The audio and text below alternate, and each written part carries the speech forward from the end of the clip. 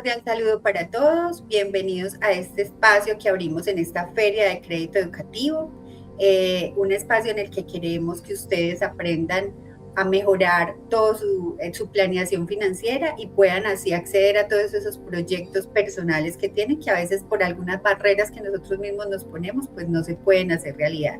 Y para hablar de ese tema, hemos invitado al profesor Osvaldo Álvarez.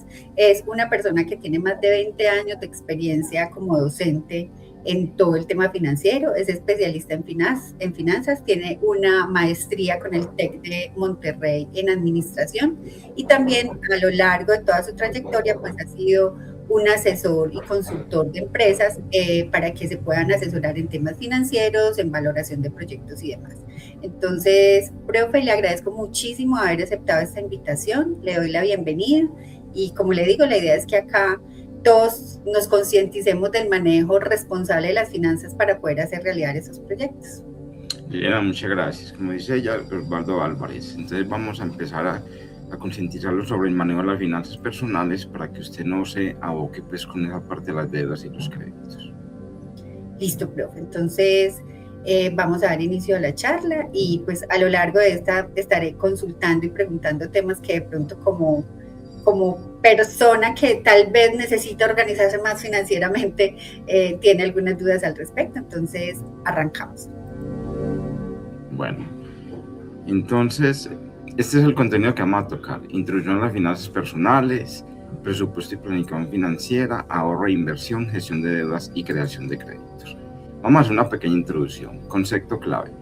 Las finanzas personales consisten en gestionar tus ingresos, gastos, ahorros e inversiones para alcanzar metas financieras a corto, mediano y largo plazo. Mira lo que dice ahí, gestionar tus ingresos, tus gastos, ahorros e inversiones. O sea que parte de uno mismo, ¿cierto?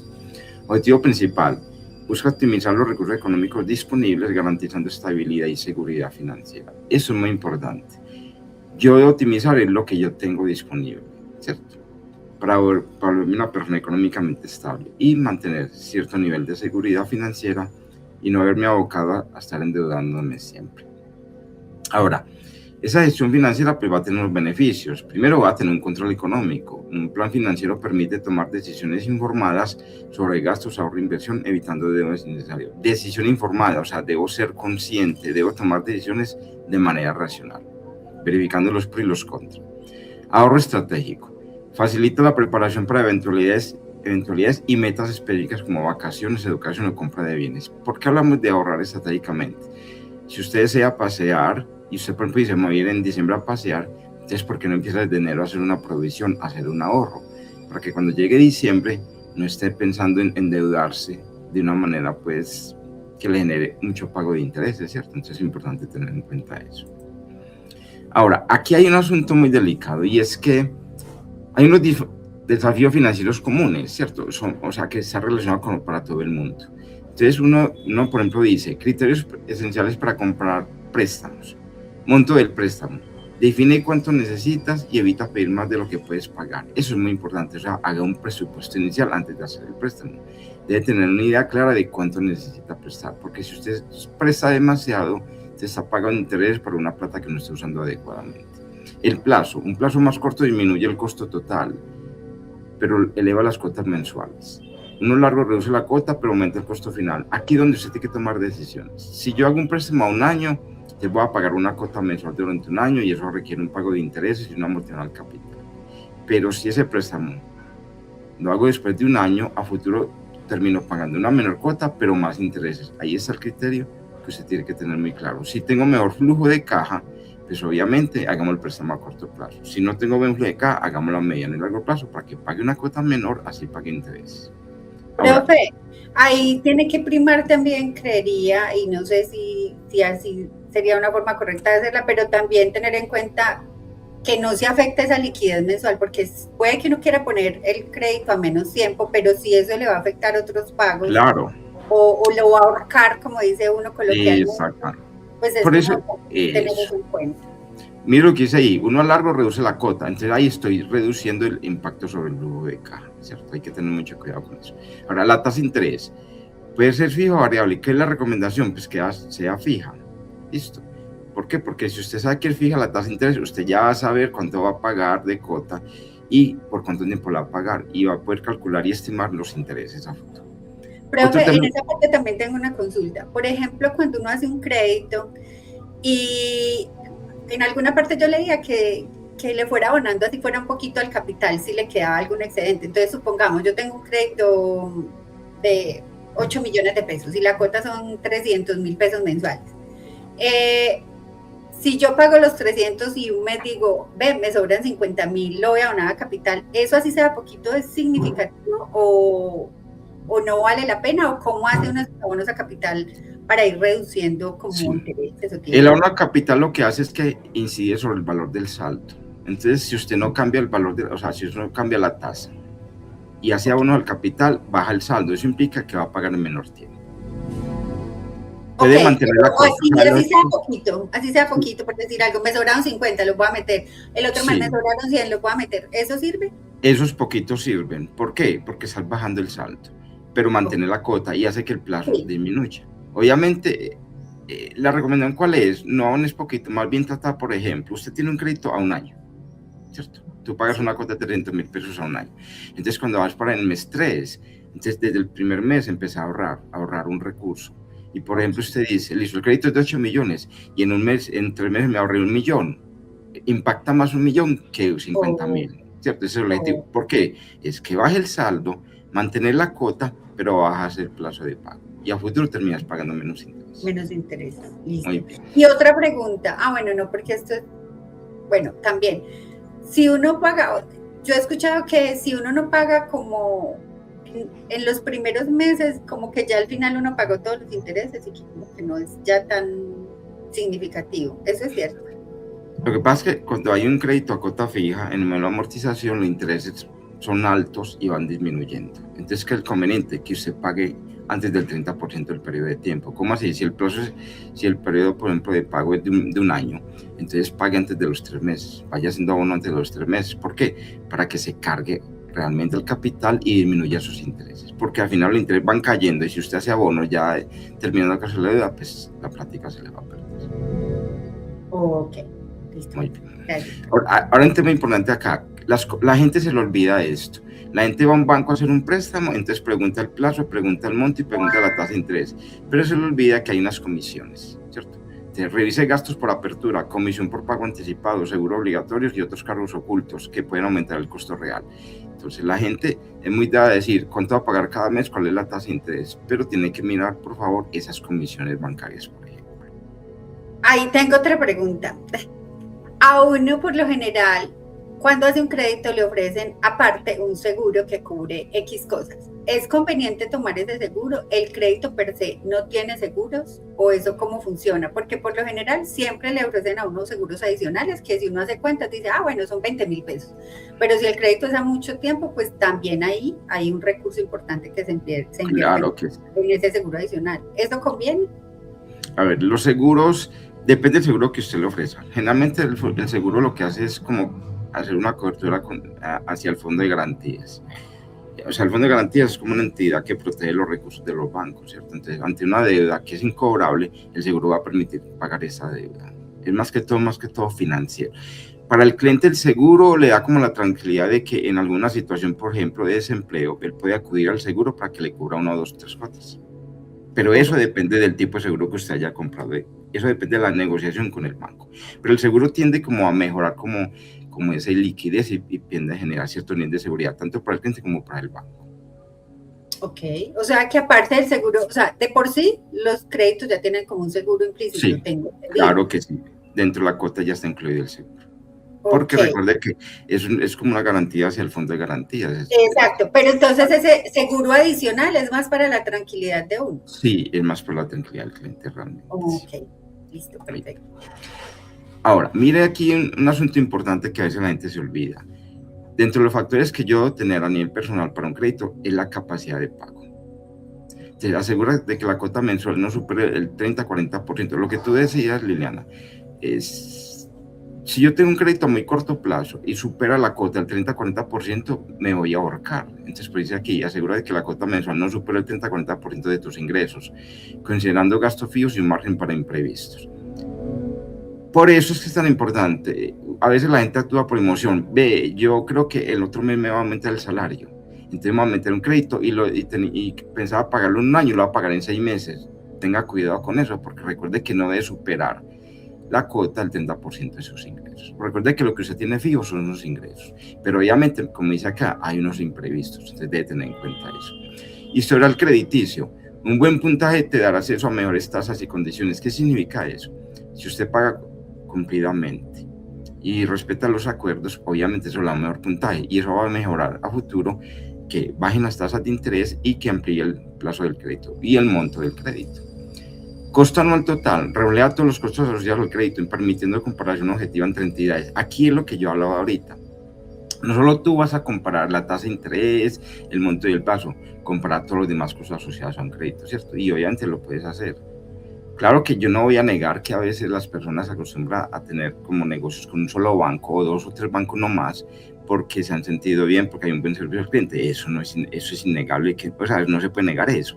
Pero obviamente tienes que irse también a la parte racional de los costos.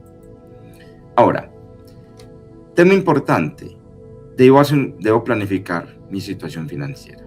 Entonces debo analizar, como dice acá, voy a crear un presupuesto personal, análisis de ingresos, evaluar todas las fuentes de ingresos regulares para tener una base clara del flujo financiero posible. Dice fuentes de ingresos regulares, no dije otros ingresos, dije ingresos que normalmente usted percibe. Voy a evaluar de dónde viene ese ingreso. Ahora, voy a identificar los gastos, dividir los gastos en categorías fijas, alquiler, servicios y variables, entretenimiento y ocio, para identificar áreas de ajuste. ¿Qué significa esto? Usted va a tener gastos que son fijos, el arrendamiento, los servicios, las necesidades básicas, pero va a tener variables como la educación, como el entretenimiento, como la recreación, ¿cierto? O por ejemplo, las vacaciones. Entonces, tienes que aprender a categorizar esos gastos para que no afectes tu presupuesto y situación financiera. Ahora, asignación de prioridades. Priorizar necesidades esenciales sobre deseos para evitar el gasto excesivo y fomentar el ahorro. O lo que dice acá. Usted tiene que priorizar sus necesidades. ¿Para evitar qué? Que gaste, mejor dicho, como dice uno, no te gastes más de lo que ganas. Y busca ahorrar. El objetivo es que usted tome de sus ingresos, ahorre entre el 10 y 20%. Ahorrar es muy importante porque ahorrar le va a permitir a futuro invertir. Ahora, uso de herramientas. Utilizar aplicaciones o plantillas digitales para simplificar la creación y seguimiento del presupuesto. ¿Qué significa esto? Usted puede ingresar, por ejemplo, a Google, ingresar a Excel, y ahí hay plantillas donde le dicen presupuesto familiar. Y usted ahí se va adaptando a esas herramientas que le van a permitir plantear escenarios y poder a futuro ir tomando decisiones de una manera mucho más racional. Ahora, viene otro tema importante, las metas. Usted tiene que generar metas financieras a corto plazo, pero ojo, de manera realista. Mire, dice aquí, objetivos realistas. Establecer metas específicas, medibles y alcanzables, como ahorrar para un viaje de corto plazo o comprar una casa a largo plazo.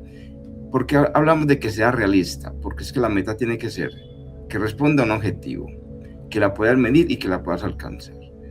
¿Por qué la gente se frustra financieramente? Porque se crea metas que no puede alcanzar. Entonces, obviamente, ese deterioro emocional te va a afectar y terminas haciendo cosas o generando compras impulsivas porque te sentís aburrido. Entonces, hay que ser muy consciente de eso.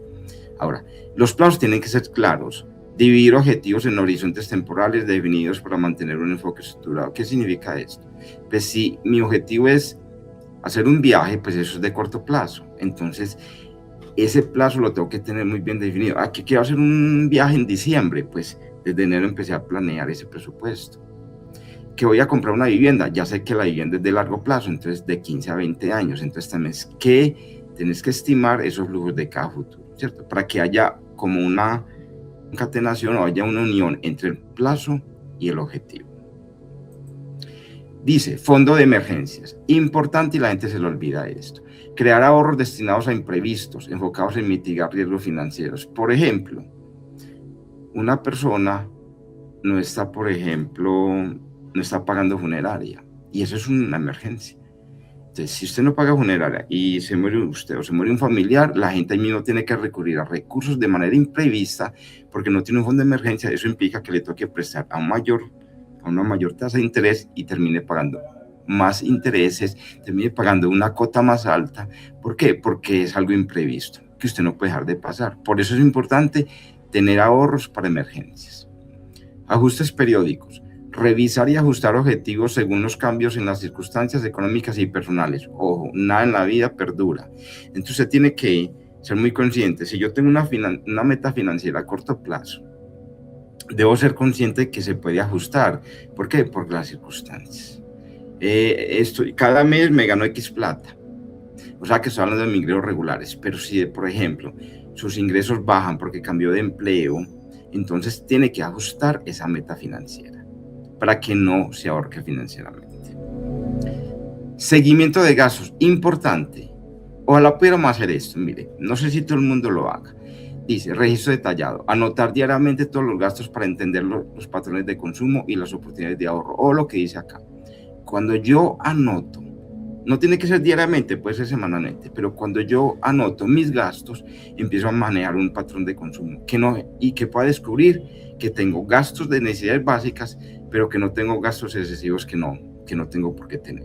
Eso es muy importante porque te va creando en tu cerebro un patrón de consumo. Entonces, gastos, sí. Y en esos gastos, perdón que interrumpí ahí, en esos gastos sí puede pasar que uno, por ejemplo, en el caso mío, yo organizo como todos los gastos grandes del mes, pero los tales gastos hormiga, uno no los registra y al final en esos gastos hormigas se le va un montón de plata que claro. no termina tan, como dice por ahí en los memes, soy la hormiga reina, entonces termina uno gastando de a poquito y en el día a día y no lo tiene como tan claro y al final del mes se puede ver uno corto porque solo presupuesto como lo grande. Pero es que por eso se dice acá, registro detallado, mire que yo hablo de anotar diariamente y esos gastos hormigos son diarios, hay que tenerlos claros. ¿Por qué? Porque cuando tú vas creando hábito financiero, y lo que tú dices es muy importante, Liliana, uno va creando hábito financiero, y el hábito financiero se crea con las cosas pequeñas.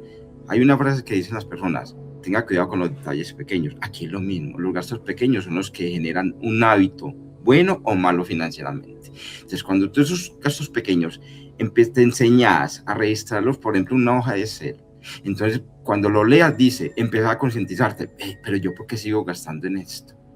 Si es un gasto pequeño, entonces ahí no se te vuelve ese gasto, no te afecta tanto financieramente cuando sos consciente de que ese gasto pequeño, como es pequeño, no lo necesitas tanto, entonces va soltando el gasto. Mire un ejemplo, que es muy común. Usted llega y sale del trabajo, se va para su casa y, por ejemplo, si usted tiene que caminar de donde sale el transporte a su casa, 1 o 2 cuadras, y hay una tienda, usted muchas veces le da por meterse a la tienda o la tienda del conocido y se toma una cervecita. Bueno, yo le paso una cervecita un viernes, está bien, un sábado, fin de semana, vas a descansar. Pero es lógico que usted en semana, que pasó por ahí, por donde el vecino, el martes, el miércoles, entonces contar, martes, miércoles, jueves, ya van 3 días con el gasto hormiga la cerveza.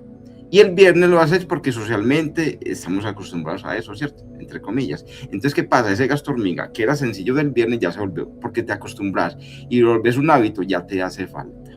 Entonces hay que tener mucho cuidado. Y si tú lo registras, ¿qué va a pasar, Liliana? Cuando tú lo registras, lo lees, entonces vas a verlo. Tu visión te va a decir, uy, pero venga, ¿cómo así? Yo en esta semana fui 3 días a comprar cerveza. Pues que yo no la necesito. Entonces vas sacando ese hábito innecesario de ti. Por eso hay que registrarlo. Mire que el patrón de consumo es muy importante. Tiene que ver mucho con la psicología. ¿Por qué? Porque vos te enseñás o no te enseñás a hacer las cosas, ¿cierto? Entonces todo eso es importante. Y sobre todo que tienes que tener patrón de consumo para generar dinero, un recurso excedente para poder ahorrar. Si tú ahorras, inviertes y mejoras tu situación financiera. Ahora dice ahí, categorización, clasificar los gastos en áreas específicas para detectar excesos y reorientar los recursos. Mire lo que dice acá. Cuando yo los clasifico, lo que estoy haciendo es que estoy priorizando esos gastos y cuando detecto aquellos gastos que no son tan necesarios, pues que reoriento mis recursos, reoriento mis gastos, reoriento mi consumo y reoriento mi patrón de consumo.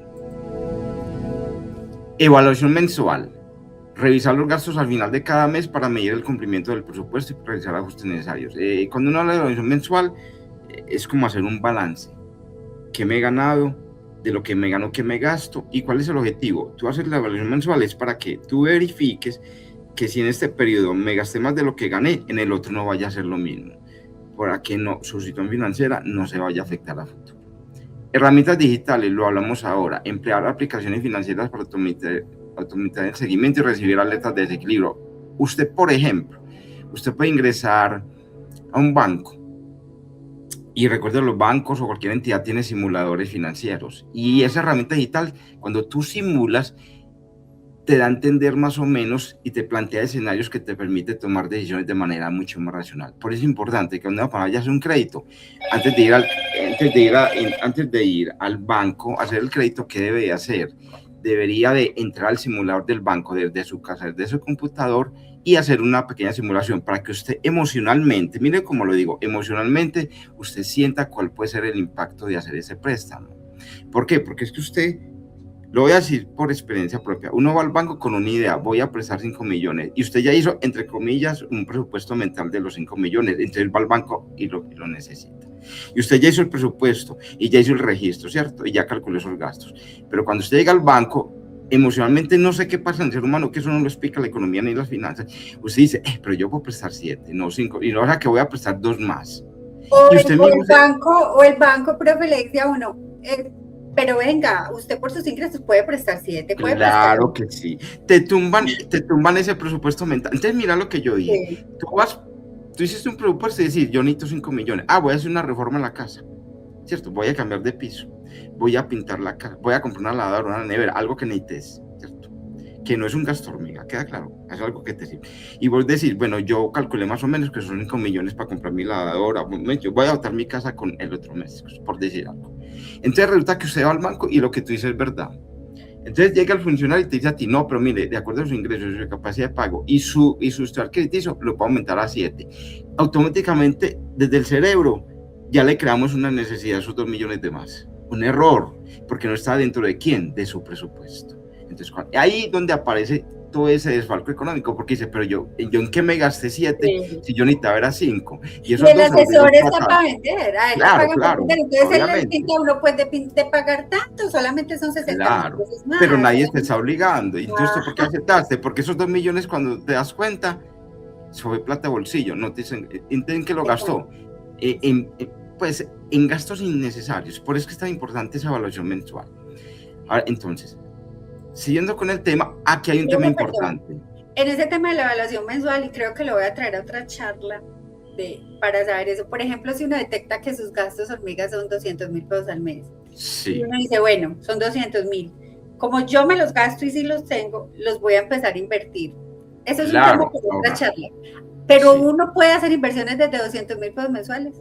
Sí, es que usted puede abrir una cuenta, una fiducia, es que hay muchas maneras de hacerlo.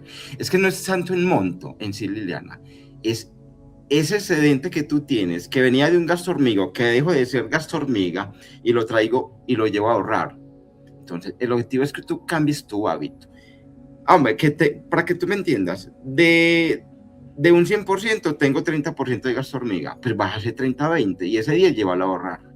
No es tanto el monto al inicio, lo que interesa es que tu hábito cambie. ¿Tu hábito de qué? El hábito de volverme una persona que ahorre. ¿Se acuerda cuando empezamos la charla? Recordé que hay situaciones de emergencia. Y generalmente, ¿qué pasa cuando se le cogen de emergencia? Como le cogen emocionalmente débil, financieramente débil, ¿tú qué? Buscas donde sea la plata. Y sos dispuesto a pagar lo que sea. Hasta pagadiarios hay muchas veces. Claro que sí. Tú te adelantaste, eso iba a decir. Esos pagadiarios son muy peligrosos porque ellos te dan la plata y vos descansas emocionalmente de la situación de emergencia, pero o sea, para una emergencia peor. Intereses mayores, compresión, ¿cierto? Entonces, mira lo que dice acá en esta diapositiva, Liliana, y para todos. Método de planificación, la regla 50-30-20. 50% de su ingreso para necesidades básicas, ¿cierto? 30% para deseos y 20% para ahorros. ¿Cuáles son los deseos? Quiero darme un gustico. Es que nadie dice que no te des un gusto, Liliana. Para eso trabajo. Claro, para eso trabajo. Pero ¿cómo justificamos los gustos innecesarios? Para eso trabajo, no.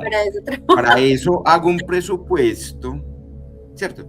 Y aplico la regla 50-30-20. 50 necesidades básicas, arrendamiento, comida, ¿cierto? Y 30% para eso que tú dices, para eso trabajo, pero sí, por favor, deja el 20% de ingresos para ahorrar. Pero, profe, ¿sabe qué? Ahí es donde yo digo, listo, uno de pronto hasta el punto de ahorrar puede llegar a ser capaz de hacerlo, pero creo que a uno también le debería quedar el pedacito, como le digo, así sea 100.000 pesos, para empezar a tener mentalidad de inversión. Y creo que Claro que ahí sí. eso hace falta. Como le digo, yo lo voy a invitar en un Ya. próximo espacio para ese tema de inversiones, porque a veces a uno le aparecen, sobre todo por ejemplo en redes sociales, aparece mucho, invierte, no sé qué, curso gratuito para que inviertas, pero uno lo termina viendo muy lejano porque es que en la bolsa, que en yo no sé dónde, pero también hay gente que habla de inversiones, pues a la medida de lo Sí, que tenemos nosotros. claro que Entonces sí sí. creo que ahí es importante como Lo que abrir. tú dices, me das cabida para esto, porque estamos en una conversa muy interesante y es que aparecen los perfiles de inversionistas. Entonces, ¿qué pasa? Usted invertir poquito, bastante o más o menos. ¿De qué depende? Primero que tienes que cambiar tu hábito, no todo lo tienes que gastártelo. Entonces, Ajá. entonces viene aquí esta asignación, este 20% para ahorro es importante. Hablo de ahorrar, pero recuerda que cuando tú ahorras, genera recursos para invertir. ¿Qué quiero decir con esto? Y ahí te voy a aclarar una. Una natillera, una natillera legalmente, pues obviamente no es ahorrar. ¿Por qué? Porque una natillera tú no te la puedes descontar de tu nómina. Tú tienes que, te pagan, sacas la plata del bolsillo y ahorras en la natillera, ¿cierto? Pero la natillera, ¿para qué se destina generalmente? No es para invertir, es simplemente guardo un recurso y me lo gasto en diciembre para aguinaldos de la familia, por ejemplo. Entonces, ahí no estoy ahorrando, ahí lo que estoy es guardando un recurso para no gastármelo. En cambio, ¿qué diferencia es, como tú dices? ¿Por qué no tomo ese recurso y lo invierto en algo que me dé rentabilidad? Ahí cambia el concepto. Porque si yo tengo dinero, si tengo 100 pesos y mañana tengo 105, 5 pesos no es mucho de intereses, pero 5 pesos que no tenía hoy y mañana los tengo y voy aumentando, eso va subiendo. Entonces va a tener capital inicial más unos ingresos que genere por invertir. Y eso hace que tu dinero crezca, o sea, que tu inversión y tu capacidad vaya a crecer. Tu situación financiera mejore. Por eso una natillera es tan delicada, porque es que tú sí guardas la plata ahí, te dan un interés que son mínimos, pero ¿qué hacer? Lo destinas para gastártelo. Por eso es que ahorrar para invertir es muy diferente a ahorrar para Bueno, gastar. uno le puede dar la vuelta a esa natillera, dice, lo ahorré y cuando lo recibí, ¿en qué lo voy a invertir? Ahí también se le da Pero la el vuelta. objetivo es invertir, ¿cierto? El objetivo es invertir, ¿cierto? Okay. Porque no gastar, no guardar para gastar. Pero bueno, en una próxima ocasión, porque creo que me incluyo entre los interesados en aprender a invertir sin pensar que es que tiene que ser, no sé, 10 millones, 20 millones, o sea, ¿cómo de mis recursos puedo empezar? Entonces, lo voy Claro a que sí. meter para ese espacio. Ajá, muy bien. Y mira aquí que hay un tema importante. Como es un fondo de emergencia, debe tener un propósito. ¿Para qué tengo fondos de emergencia? Para cubrir necesidades inesperadas o urgencias económicas. Para eso es un fondo de emergencia. Y nadie está libre de una necesidad o una urgencia. ¿Cuál es la cantidad recomendada? Pues el objetivo es mantener los recursos de 3 a 6 meses. ¿Por qué? Porque cuando yo tengo los recursos de 3 a 6 meses, recuerda que en un semestre, la gente ¿qué hace? Y aquí por eso metí el concepto de 3 a 6 meses. La gente llega y hace una planificación equivocada, compromete la prima de servicios sin haberla recibido, porque no tiene un fondo de emergencia. Por eso hablamos de 3 a 6 meses, ¿cierto? Accesibilidad, depositar fondos en cuentas líquidas y de fácil acceso. Ojo con eso, es muy importante. Cuando usted abre una cuenta de ahorros o una fiducia, pues el dinero lo puede tener de manera inmediata, pues casi inmediata, o sea, va a tener liquidez. Y el hecho de yo tener liquidez implica que puedo contar el recurso. Por eso estoy ahorrando, para poder usarlo de manera adecuada y fácil. No, usted invirtió, por ejemplo, en oro, para que hagamos el ejemplo, usted invirtió en oro, si no lo puede vender fácil, pues la plata no la tiene disponible. En cambio, usted invierte en una cuenta que sea más líquida, entonces la plata la tiene disponible y es su plata. Y le están dando intereses y no la tiene en el colchón perdiendo valor en el tiempo por la inflación y por los demás costos, ¿cierto? Ahora, tipo de opciones de inversión, de una manera pues muy general. Hay inversiones de renta fija y renta variable. La renta fija son aquellos títulos o cuentas de ahorro o bienes raíces o bonos o CDTs donde el mínimo riesgo, va a tener un mínimo riesgo, voy a saber muy bien el retorno predecible estable que es, sé muy bien cuánto me va a ganar de intereses y de rentabilidad y es ideal para inversores conservadores. ¿Qué implica esto? A menor riesgo, menor rentabilidad. Pero usted asume ese sacrificio porque sabe muy bien que es un inversionista, que no está dispuesto a arriesgar su dinero, así gane poquita tasa de interés. Por eso un CDT no gana mucho, pero hay mínimo riesgo y es un título de renta fija. Entonces, cuando usted es inversionista y apenas va a iniciar, el consejo es renta fija, para que el riesgo se disminuya y usted vaya cogiendo con el tiempo experiencia en inversiones y poco a poco va pasando su nivel de riesgo de temeroso a moderado y luego arriesgado, ¿cierto? Ahora viene el otro tipo de inversión, este sí es de riesgo. Cuando se invierte en acciones que es renta variable, obviamente hay un mayor riesgo, pero hay una mayor posibilidad de ganar más, o sea, a mayor rentabilidad, mayor riesgo. Y es adecuado para metas largas. ¿Qué significa esto? Después hablaremos de otra charla sobre eso, pero si usted va a invertir en acciones, invierta lo que no necesita, invierta a mediano y largo plazo para que genere rentabilidad. De lo contrario, la plata pues estaría ahí mal invertida. Ahora, viene un tema que la gente no es consciente. La gente es feliz yendo a prestar al sector financiero, a un banco, una cooperativa, ¿cierto? Una entidad financiera, pero no es consciente de lo que está haciendo. Entonces, miren lo que dice acá: gestión de deudas y creación de crédito, uso responsable del crédito, mantener buenos hábitos de pago, realizar los pagos de deuda a tiempo y en su totalidad para evitar cargos adicionales. Claro, ¿yo cómo evito los intereses por mora? Pues cuando pago cumplidamente. Y si yo pago cumplidamente, pues obviamente estoy cumpliendo con mi presupuesto de gastos, también le estoy cumpliendo la entidad financiera y eso hace que mi historial crediticio aumente, ¿cierto? Limitar el uso del crédito, evitar utilizar el crédito para gastos innecesarios o fuera de las posibilidades financieras. Importante esto. Usted para hacer un crédito debe hacer un presupuesto y debe calcular los costos y no debe ahorcarse con el crédito, ¿cierto? Liliana, me vas a preguntar algo. Sí, profe. Ahí también, por ejemplo, yo escucho personas que hacen un crédito y después lo refinancian. Bueno, alguien me decía, por ejemplo, yo hago el crédito acá, pero luego lo hago con otra entidad que me haga comprar cartera porque es más bajito el interés. ¿Eso conviene? ¿Eso no conviene? ¿Conviene en cierto periodo y después ya no conviene? ¿Cómo se hace ese manejo? Bueno, entonces hay que tener dos cosas. Si yo tengo un solo crédito y yo llevo más de la mitad pagándolo, por ejemplo, el crédito es a 3 años y llevo 2 años pagando el crédito y es un solo crédito, no conviene hacer compra de cartera, porque por más que usted piense que la tasa de interés baja por compra de cartera, pues el crédito vuelve y se lo tiran otros 5 o 6 años, no hizo nada. Pero si tú tienes créditos, varios créditos regados, 5 o 6 créditos pagando una cuota bajita de 50 por allá, 70 por acá, 100 por acá, ahí de pronto sí es conveniente una compra de cartera porque voy a unificar todas esas deudas en una sola, ¿cierto? Pero por eso hay que hacer el estudio financiero muy calmadamente, porque es que la gente es muy dada. Que llega a un banco y me ofrece compra de cartera, la tasa del 1.5 y yo estoy pagando el 2.5, me voy a ahorrar el 1%, o sea, 100 puntos. Hombre, pero mira el plazo que llevas pagando. Si yo tengo un crédito, como te dije ahora, si yo ya que me falta un año para pagarlo, y era 3 años, pero ¿para qué va a hacer compra de cartera? No, termine de pagar eso. O sea que en ese orden de ideas, por ejemplo, si yo fuera a hacer eso, serían los primeros meses. Ahí sí me ahorraría. Sí, ahí se ahorraría. Y segundo, y si tiene varios regalitos, pues unífíquelo en uno solo y le sale financieramente menos costoso, ¿cierto? Okay. Ahora dice aquí, revisar regularmente el informe de crédito, monitorear la puntuación crediticia y corregir aquellos errores para evitar problemas futuros. ¿Qué significa eso? ¿Qué es informe de crédito? Es que cada vez que usted va pagando un crédito, va a aparecer lo que es la puntuación del crédito, va a mejorar su puntuación. Eso implica que a futuro usted va a tener mejores posibilidades de crédito, mejores montos y mejores tasas de interés. Pero es importante estarlo revisando. Ahora, miren acá, importante, estrategias de reducción de deudas. Dice, método de bola de nieve.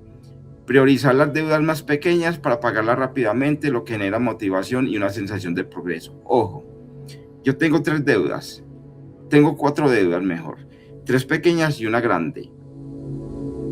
Sigo pagando la grande, está muy bien, pero priorizo en pagar más rápido las pequeñas. ¿Por qué? Porque no solamente bajo el endeudamiento, sino que siento que estoy progresando, que tengo capacidad de pagar esas deudas pequeñas, pero se llama bola de nieve.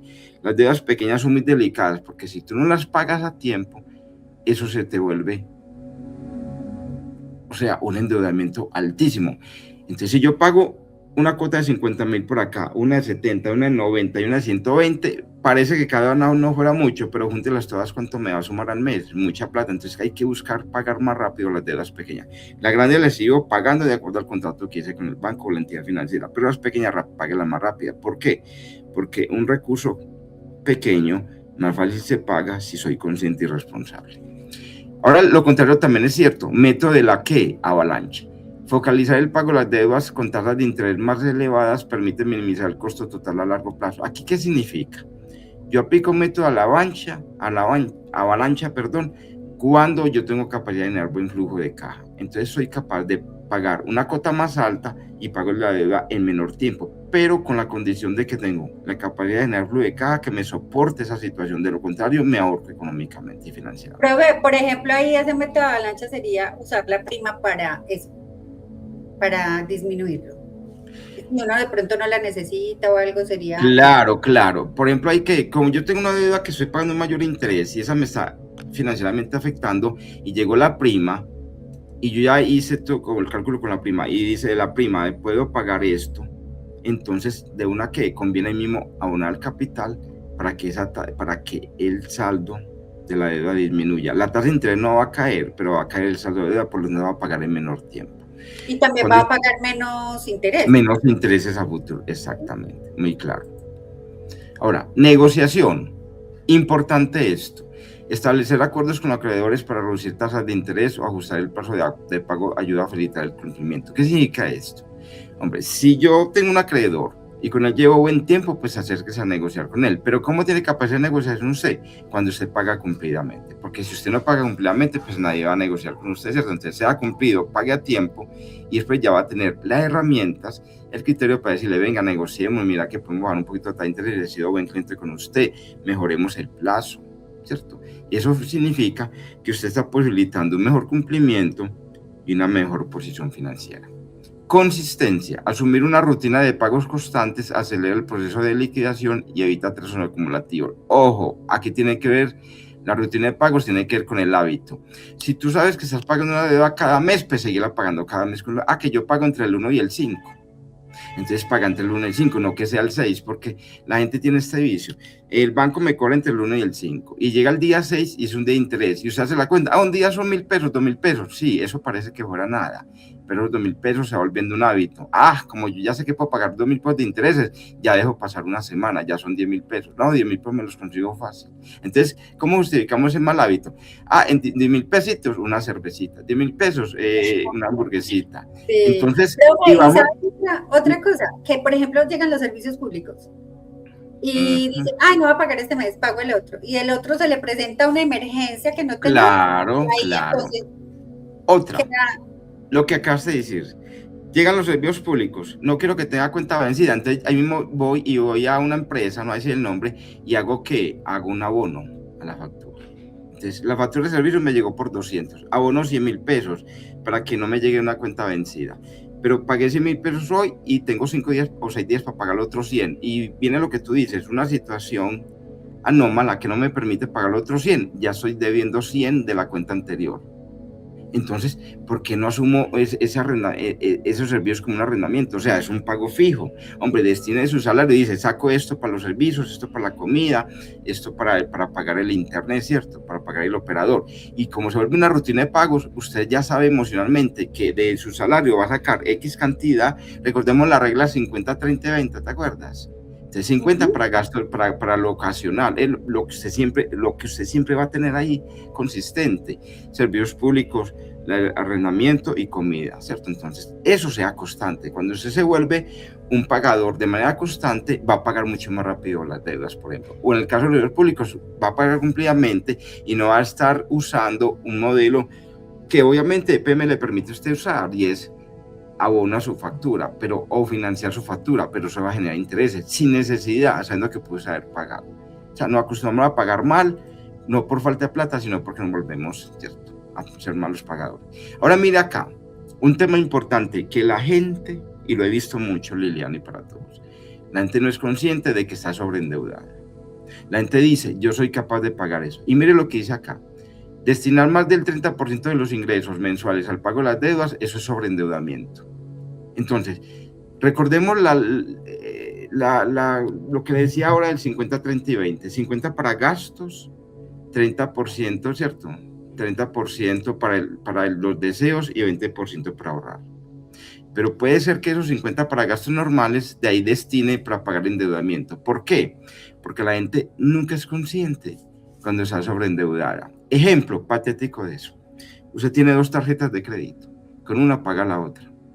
Entonces, debo pagar la cuota de este mes, el día 15 pago X tarjeta, o el día 5 pago X tarjeta, pero como no tengo los recursos, entonces, ¿qué hago? Cojo la otra tarjeta que debo pagar con fecha de corte, por ejemplo, el 20 de ese mes, entonces, como sé que tengo el día 15 al 20 para pagar esa tarjeta, entonces con la tarjeta hago un sobregiro y pago la primera tarjeta, que tenga que pagar los primeros 5 días, o sea que con una tapo otra y voy generando un hueco financiero. Eso es muy delicado y eso es sobreendeudamiento. Cuando usted no es capaz de pagar con sus ingresos las deudas y recurre a otros medios de pago, eso es sobreendeudamiento. Por eso es que es tan importante tener cuidado con eso. Entonces, concluyendo este pedacito que es importante, yo tengo mis ingresos. Si yo destino más del 30% de mi ingreso para pagar deudas, estoy sobreendeudado. Ahora, dice acá, uso constante del crédito para cubrir gastos básicos o pagar otras deudas, lo que decía ahora. Una tarjeta de crédito me tapa otra, o estoy a toda hora haciendo créditos hormiga, préstame 1.000.000, préstame 500 para pagar servicios, 1.000.000 para pagar servicios y pagar, por ejemplo, el arrendamiento. Entonces, cuando yo soy constantemente usando el crédito, lo que estoy haciendo es que estoy sobreendeudado. ¿Eso qué significa? Que los ingresos no alcanzan para cubrir las necesidades y se entra en un ciclo de endeudamiento creciente, un ciclo vicioso. ¿Por qué? Porque con un hueco tapo otro y me vuelvo una persona endeudada. Y no soy consciente de mi sobreendeudamiento. Dice acá, otro importante, que la gente tiene ese vicio. Pagar solo un monto mínimo en tarjetas de crédito de forma recurrente. Esto genera acumulación progresiva de intereses y un aumento real del capital adeudado. Aquí hay un consejo importante. Cuando usted hace una compra de crédito y lo hace, por ejemplo, a 3, 4 meses o a 5 o 6 meses, pague la cuota que le toque ese mes, no pague el valor mínimo. Porque cuando usted paga el valor mínimo, implica que el valor que dejó de pagar pendiente ese mes se traslada para los demás meses con mayores intereses. Tenga mucho cuidado con eso. Los montos mínimos son muy peligrosos. Debe pagar la cuota que le toca ese mes.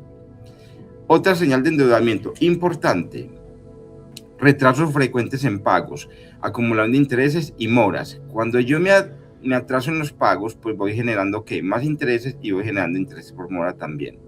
Los atrasos generan recargos y deterioran el historial crediticio, dificultando tener nuevo crédito en el futuro. Por eso es que es importante que usted tenga un hábito de pago constante, para evitar retrasos. Necesidad de pedir préstamos o créditos adicionales para cubrir otras deudas. Este es un indicio claro de desequilibrio y poca capacidad para cumplir con obligaciones existentes. Mire, estoy buscando créditos adicionales para cubrir lo que ya debo. Falta de liquidez para afrontar gastos cotidianos como alimentación, transporte o servicios. Cuando no queda dinero para lo básico, hay un serio riesgo de sobreendeudamiento. ¡Ojo! Usted no tiene amigos o personas que le dicen, ay, mate, que me pagaron ayer y ya no tengo sino para los pasajes, ya no tengo más plata. ¿Qué pasó ahí? Que no tiene liquidez. ¿Por qué? Porque puede que esté pagando deudas y esa liquidez se le esté disminuyendo. Liliana, ¿me vas a preguntar algo? No, pero tranquilo. Muy bien, ok. Bueno, dice acá, ojo, hablamos de lo que implica el sobreendeudamiento. Estoy pagando deudas, mis ingresos no me alcanzan, superan el 30%, listo, todo eso, pago con una tarjeta, pago ya. Pero mire un tema importante acá, la presión emocional y el estrés. Y la gente no mide eso. Presión emocional y estrés asociado a la deuda, la ansiedad, el insomnio y la preocupación constante son síntomas comunes que afectan la calidad de vida y pueden impactar decisiones financieras. Ojo, cuando usted debe o cuando sabe que usted cada mes que va a recibir sus ingresos, cuando arriba la nómina y sabe que de esos ingresos gran parte la destina a la deuda, usted está ansioso y tiene insomnio, por eso que usted no duerme, porque es pensando, mañana me pagan y de mis ingresos saco casi el 60% para pagar deuda, solo me queda el 40%, entonces no voy a tener plata para nada. Entonces te da ansiedad, te da insomnio y vas a estar preocupado constantemente y eso te va a afectar tus decisiones financieras, porque cuando usted está afectado emocionalmente, usted no piensa racionalmente, por lo tanto, usted no decide financieramente de manera racional. Es un tema importantísimo. Dice, no tener claridad o control sobre el monto total de las deudas y condiciones de crédito. Me voy a devolver. Habíamos hablado de que uno debe hacer un registro, ojalá diario, de sus ingresos, gastos y costos, ¿cierto? Es lo mismo con las deudas. Yo debo hacer un control sobre el monto que debo. ¿Por qué? Porque cuando yo pierdo el control de lo que yo debo, entonces, ¿qué hago? Tomo decisiones inadecuadas o me estoy a toda hora sobreendeudando. Frecuentes llamadas o requerimientos de cobradores. Esto indica que la deuda entra en mora importante y la presión para el pago aumenta. Cuando a mí me están llamando hasta ahora los cobradores, me está generando ansiedad, insomnio y preocupación. No solo porque estoy incumpliendo, no solo porque tengo interés por mora, sino porque mis ingresos no me alcanzan para pagar. Y cuando yo incumplo, vuelvo a ese incumplimiento, un hábito muy peligroso. Usted no conocen personas que así tengan plata dejan de pagar porque volvieron un hábito el no pago, así tengan la plata. ¿Por qué? Porque lo normalizaron. O sea que el sobreendeudamiento le está normalizado. Entonces aquí quiero hacer una aclaración antes de pasar a otra diapositiva. Una cosa es que yo esté sobreendeudado, otra cosa es que yo tenga recursos y que no pague. Hay personas que yo conozco que tienen con qué pagar y no pagan las deudas. Y no le importa que lo estén llamando. ¿Por qué? Porque su hábito se volvió, no voy a ser un pagadero cumplido, no me interesa. Y con O plata. se molestan incluso porque les llaman. Se molesta. Se molesta. Y de esto que usted dice, profe, la verdad es que conozco muchas personas que hasta se enferman por este tema de endeudamiento. Claro. Literal, o sea, gente con gastritis, con problemas de salud. Es que eso lo enferma a uno. Es que mire, la ansiedad te enferma. La preocupación te enferma, la depresión te enferma y el insomnio te enferma. Y si usted debe plata y no sabe con qué la va a pagar, eso no le deja dormir. Eso lo tiene que enfermar, obviamente. Pero entonces hay una cosa que lo pone uno a pensar, bueno, usted se enfermó porque está sobreendeudado, listo, un mal manejo financiero, está muy bien, hay justificación. Pero como hay personas que tienen plata y no pagan, entonces hay por ejemplo, tienen ese sobreendeudamiento, entonces recurren a la compra de cartera con los muy cercanos. Recurren a la compra de cartera, pero entonces prestan 3 milloncitos más, porque es que me antojé de otra cosa, o sea, te vuelven a endeudar con algo que es para temas de deseo, entonces vuelven y caen como en ese círculo vicioso. Claro. Es muy difícil, o sea, la gente que conozco de pronto así, le cuesta salirse de eso, cuesta mucho porque usted... es un hábito ya. Fuera que es un hábito, cuando usted logra, mire que es una cosa como tan ilógica racionalmente y financieramente, usted debe X cantidad de plata, se sobreendeuda para poder pagar lo que ya debe, pero ya tiene una nueva deuda, entonces la nueva deuda la tenés que apalancar. ¿Cómo la apalancas? Con otra deuda. Antes te volvés en lo que tú dices, círculo vicioso, que ese sobreendeudamiento no solo te afecta a tu historial crediticio, tu capacidad de pago, sino que te afecta emocionalmente. Llega un punto en que dice, yo ya no puedo más con esto. Entonces, ojo, y entonces, ¿qué es lo peor? Si tú has pagado, vamos al concepto de que usted ha pagado cumplidamente, así se sobreendeuda, ha pagado cumplidamente, no está reportado. Entonces vas a un banco y te compra la cartera. Entonces compras una cartera, no solo deudas que ya llevas pagando mucho tiempo y no las nuevas. Entonces ese endeudamiento se vuelve a potencializar. Y cuando usted menos se da cuenta, usted dice, uy, yo no pensé que ya debo 40 millones de pesos. Es tan fácil de ver 40 millones, Liliana, porque como usted se está sobreendeudando por allí 10, por allí 15, cuando menos piensa, usted ya de 40 a 50. O sea que está, desde el punto de vista emocional, súper afectado. Y cuando usted ya ve y se mira usted a mismo al espejo, debo 40 millones, ¿cuándo pasó eso? Mire la pregunta, ¿cuándo pasó eso? ¿En qué? Porque hay 40 millones que son tangibles, listo. Claro. Compré un carro X, compré una, no sé, pero ¿en qué? Y sí, de ese tema literal, con el monte de los 40 millones, yo conocí a una persona que fue a punta de tarjetas de crédito mercado. Claro. Tener un estilo de vida. Claro, con tarjeta de crédito. Y súmele esto. Tú te haces la pregunta, ¿en qué momento tú mismo te desconoces? ¿Y yo por qué hice eso? ¿Por qué no hiciste desde el principio? ¿Por qué no planeaste tus gastos mejor? ¿Y por qué no aplicaste la regla de que yo no debo gastar más del 30% de mi ingreso pagando deuda? ¿Por qué? Porque no somos conscientes, ¿cierto? Ahora viene acá, conclusiones. Esas conclusiones son muy importantes porque resumen lo que hemos hablado hoy. Para manejar bien tus préstamos y tarjeta de crédito es clave conocer tu capacidad de pago real. Dije capacidad de pago real, no dije la capacidad de endeudamiento soñada, no. Usted le dice a una persona cuando va a prestar, préstame 1 millón que yo te pago eso yo te pago eso de una. Eso no es capacidad real. Eso es ¿qué? Un sueño. Entonces tienes que calcular tu endeudamiento.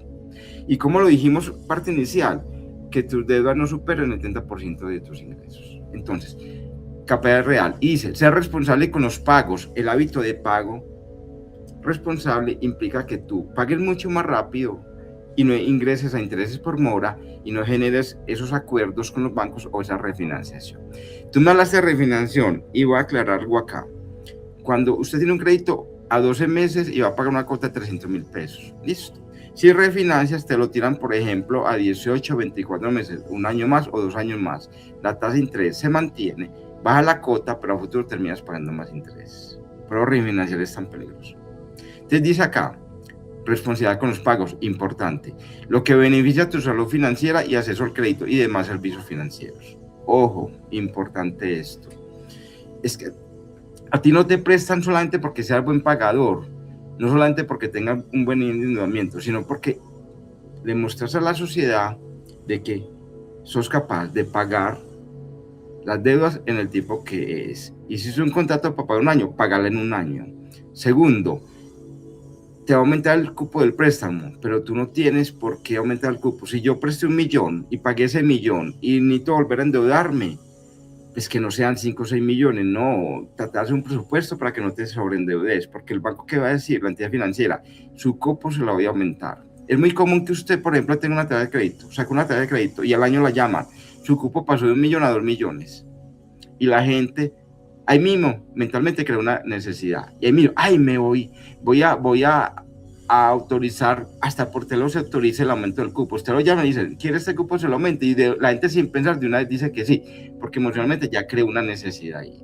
Ahí No, de voy a hecho, cuando entrar usted tiene buenos hábitos de pago, a uno todo el tiempo lo están llamando Claro, por montos súper grandes, claro, súper, porque o usted sea, tiene... como un preaprobado, yo no sé cuánto, que uno dice, Sí, uno se deja llevar o no, ay, sí, pero entonces con esto compro, pero pero es como, culpa de como uno. lo cogen en el calor, claro, claro, eso es Claro. uno, porque si lo va a pensar, piénselo, pero no en esa llamada que está emocionalmente como, ay, sí, súper, porque es que después a usted le aprobaron 40 millones. Hmm, Ya ustedes, pues, ¿cómo va a pagar esos? Eso suena por muy eso. bonito, pero ¿cómo lo va a pagar? Es que, por eso dice aquí, capacidad de pago, ¿qué? Real. Ajá, y es Es como un importante. premio por ser buena paga, pero en Imagínese. realidad a ellos les Eso, interesa es eso, eso es vender. una venta, eso es una venta para ellos. Ajá, Y entonces vos te estás sobreendeudando sin darte cuenta. Bueno, usted sí se da cuenta, pasa que usted se engaña a sí mismo y se lo niega. No exacto, digamos mentiras. Dice, exacto. aquí hay un tema importante. La deuda no es que sea mala, pero mire lo que dice aquí. El endeudamiento te permite acceder a dinero prestado para financiar compras importantes, enfrentar gastos inesperados, consolidar deudas o invertir en proyectos como la de remodelación de tu casa o la educación. ¿Qué dice acá? Yo accedo al dinero a través del préstamo, pero si tengo estos objetivos claros. De lo contrario, no lo haga, porque nadie está libre de un gasto inesperado, está bien. Pero también hay compra importante, eso no, lo que tú decías, hombre, en vez de gastarme la plata en esto, pues déjala por ahí y que sea un gasto así, pues mínimo, o un gasto pues que se volvió plata de bolsillo, pues invertamos en un vehículo, en una vivienda, ¿cierto? Eso es una ¿qué? Es un endeudamiento, pero justificado como inversión, ¿cierto? Ahí es donde eso es lo importante. El endeudamiento puede ayudarte a construir un buen historial crediticio que influye en las condiciones que recibes para futuros préstamos o servicios, lo dijimos ahora. Si tienes un buen historial crediticio, lo que pasa es que ya el banco o la entidad financiera te aumenta el cupo y te baja la tasa de interés. Te mejora las condiciones del contrato del crédito. Eso es viable y obviamente es importante, pero por favor, no actuar de manera emocional, lo que tú decías. Me llamo el banco, te ofrezco un mayor cupo y ahí mismo ya le creo necesidad a ese cupo. No, emocionalmente no, sea racional, ¿cierto? Dice acá, el crédito responsable ayuda a usar el crédito como una herramienta para crecer financieramente, sin caer en el riesgo de sobreendeudamiento e impagos que puedan afectar tu salud financiera y crédito. Ya lo sabíamos. Las señales de que una persona está en riesgo de sobreendeudamiento suelen manifestarse en el comportamiento financiero y en la capacidad de pago comprometida. Obviamente, comportamiento financiero, si yo con una deuda pago otra, estoy sobreendeudado. Y si no pago cumplidamente, estoy sobreendeudado. Es clave actuar preventivamente ante el riesgo de sobreendeudamiento para evitar consecuencias graves como pérdida de bienes, daño al historial crediticio y deterioro financiero. Ojo, cuando yo estoy sobreendeudado, ¿qué hace el banco, la entidad financiera? Me exige una garantía. Entonces, ¿cuál garantía? Los bienes, mi patrimonio. Porque yo soy Ojo, y sobreendeudado. eso que ahí le faltó algo, el tema de la salud, o sea, entre los riesgos graves está el tema de la salud Ah, y no, claro, mental y físico. obviamente. Es que eso es una cosa delicadísima, ¿cierto? Ujú. Entonces, Lina, ¿cómo te pareció la charla? No, pues vean, todo lo que llevamos acá y yo súper emocionada. Lo que pasa es que la verdad es que me gusta mucho tener este tipo de espacios porque pues uno, siento que el colombiano de a pie por lo general somos desordenados financieramente Sí, y algunas veces no podemos lograr muchos de nuestras metas y propósitos no por la falta de ingresos, sino el mal manejo que le damos a los ingresos. eso. Entonces creo que hay, y fuera de eso, que de verdad lo quiero comprometer para que tengamos la charla de cómo invertir con lo que uno tenga, porque vuelvo y le digo, a veces la gente, no, es que yo no tengo con qué invertir. Y enfocado, qué pena interrumpirte, enfocado en montos pequeños. Exacto, muchos pequeños, La y dice gente, cómo convertir el gasto hormiga en una eso, inversión mensual. me quitaste la palabra de la boca, eso te iba a decir. La gente piensa que ese gasto hormiga no me sirve para invertir, entonces sigo con el gasto hormiga. Me conformo, zona de confort. Mi gasto hormiga no me afecta tanto. Peligroso. Otra cosita importante, y eso que ha grabado. Evitar deudas pequeñas por todos los lados. Debo allí, usted lo ha visto, personas que tienen 5 o 6 créditos. Debo en X almacén, en toda parte, 5 o 6 créditos. Llega un punto que no son, entonces, ¿qué hacen? Se ven obligados a endeudarse por un válido valor para cubrir todas las deudas pequeñas y quedan endeudados con una mayor tasa de interés y mayor Sí. Yo, por capital. ejemplo, tengo el caso de una persona que iba a sacar unos tenis. Iba por unos tenis, pero si se llevaba 3, entonces le quedaban, o sea, terminó, iba por unos tenis que le valdrían, no sé, 400, 500 mil pesos, y terminó con un crédito de 2,5 millones en tenis. Y yo, pero ¿por qué no compraste un par de tenis? Por y eso. ya, ay, pero es que no ve que están, y era, ¿usted por qué no va? Porque mire que están en promoción. Yo, pues que yo no necesito 4 ni 3 para pero mira, lo que tú me dices que es importante. Es que la promoción no es el crédito, la promoción es en los tenis. O lo que quiero decir, vos vas por unos tenis y te dicen, vea, si te llevas 3, le bajo el precio a cada tenis. ¿Estamos de acuerdo o no? Listo. Pero lo que no cae es el crédito, porque es que se aumenta el valor actual, o sea, el valor del préstamo se va a aumentar. Y eso es lo que a usted le genera endeudamiento, es el pago de intereses y amortiguación al capital. No son los 3 tenis que llevo para la casa. Es lo que representa a los 3 tenis como endeudamiento. Entonces, la gente no es consciente de eso. Vea un ejemplo patético de eso. Usted no ha visto a la gente, por ejemplo, que va a cualquier almacén y compra en noviembre y pagan en enero. Eso se llama eso le decía, ese plan diferido. Eso. En Y más en diciembre. diciembre. La gente es feliz. Oiga, la gente es feliz. Vea, no, lo digo de verdad. Vi estos días una señora iba con el esposo, súper encartados, a coger un taxi, su televisor, mejor dicho, se dotaron de casi todo para la casa. ¿Y qué? Ay, soy feliz. Mi hijo, entonces le dijo el señor, venga, ¿y cómo es? Porque sabe que uno como hombre confía mucho en la amistad de la mujer, ¿cierto que sí? Y entonces, mire, ¿cómo vamos a hacer? Entonces, no, vea, no, lo hallamos hoy y pagamos en 2 meses. Ah, no, qué bueno, vea, y hace así, qué bueno. Pero no es consciente de que los intereses se causan desde el mismo día que saca la mercancía. Y la cuota ya incluye los intereses que usted ni siquiera ha pagado. Da ejemplo de eso podemos conversar después. Hace como 5 o 6 años me dio por ir a un concesionario a averiguar cuando estaba de moda la Renault Duster, que valía como 42 millones. Yo vi como por preguntar y me dieron a mí, vea, Osvaldo, no, listo, vea, el carro se lo lleva y empieza a pagar en un año. ¿Saben cuánto perdí en un año? 18 millones de pesos. Esas cuentas no las hace uno. Y hoy, normal, está ahí, los planes separes. Ustedes han visto, por ejemplo, los programas de X empresa de autos que venden en un centro comercial, el carro, usted empieza, lo separa con 500 mil pesos, con 1 millón de pesos, y le entrega el carro en promedio de un año, porque eso entra por sorteo y usted va pagando la cuota cada mes mientras le sale el carro. ¿Qué está haciendo ahí? Como el carro ya se desvaloriza, usted ya pagó un año las cuotas sin tener el carro, sin disfrutar del carro. Entonces la gente sale con una decisión internacional. Compremos un vehículo particular para trabajarlo en plataformas. Eso rentable no es, a no ser que usted trabaje 10 horas al día. De cuenta, eso no es rentable. Lo digo, tengo compañeros míos docentes que te compran un carro para plataforma y me dicen, Osvaldo, yo metí las patas. Yo no puedo traer el carro y si lo pongo a otro me lo daña antes que el carro quieto y pagando una cuota mensual. Bueno, aunque conozco gente que lo que hace no es para eso, pero trabaja el fin de semana en la plataforma y con eso paga la cuota, por ejemplo. No es para vivir de eso. Entonces, paga la cuota y con que entonces, a ver, ahí vamos a aclarar algo, Liliana, ya que esto me lo dice. Sí, yo pago la cuota y entonces el mantenimiento del carro, los repuestos, la gasolina, la pagas con tus ingresos. Está usando claro, lo estoy usando más. Entonces, todo eso hay que Entonces hay que mirarlo. Por ejemplo, yo digo, ya que estamos hablando de eso, si compro un carro, lo usaría para llevar paquetes a las empresas, como logística, y es más rentable que tener un carro para plataformas.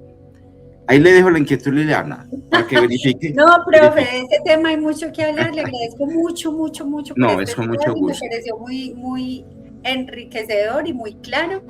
Lo voy a buscar para la otra, el tema de la inversión, porque sí creo que eso nos falta, más que cultura de la inversión, es más también desconocimiento. Yo creo que si uno tiene como ese conocimiento, pues uno también se puede concientizar. Bueno, si yo me gasto 10.000 pesos todos los días en gasto de hormiga, que el helado, que no sé qué, lo que usted dice, cuando uno está en el trabajo, ay, vení, vamos a comernos algo en la cafetería por la mañana, por la tarde otra vez, un postrecito en el almuerzo, ahí no le fueron menos de 10.000 en el día.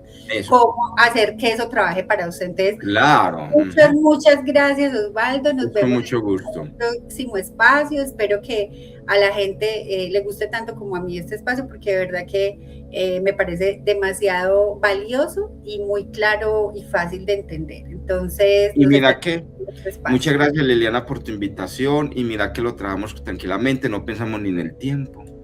Sí, se nos fue el tiempo. Sí, pero antes que lo hicimos pues como a conciencia y traté de eso lo más claro, y espero pues que haya sido para ti pues que te haya mejorado pues tu manera de pensamiento financiero, que tus finanzas personales empiezan a tomar decisiones de manera más prudente.